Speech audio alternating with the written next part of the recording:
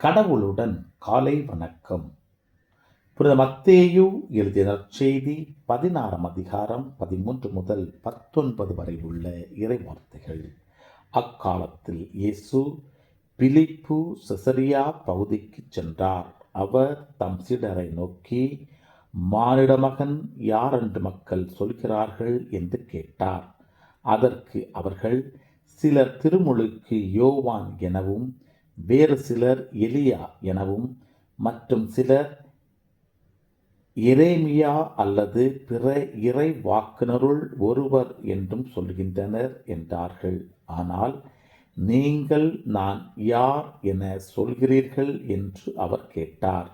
சீமோன் பேதுரு மறுமொழியாக, நீர் மெசியா, வாழும் கடவுளின் மகன் என்று உரைத்தார்.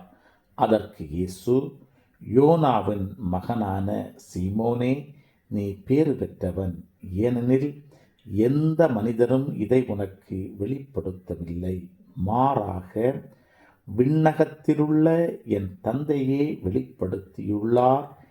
எனவே நான் உனக்கு கூறுகிறேன், உன் பெயர் பேதுரு. இந்த பாறையின் மேல் என் திருச்சபையை கட்டுவேன். பாதாளத்தின் வாயில்கள் அதன் மேல் வெற்றி கொள்ளா. விண்ணரசின் திறவுகோல்களை நான் உன்னிடம் தருவேன். மண்ணுலகில் நீ தடை செய்வது விண்ணுலகிலும் தடை செய்யப்படும். மண்ணுலகில் நீ அனுமதிப்பது விண்ணுலகிலும் அனுமதிக்கப்படும் என்றார். கிறிஸ்துவின் நற்செய்தி.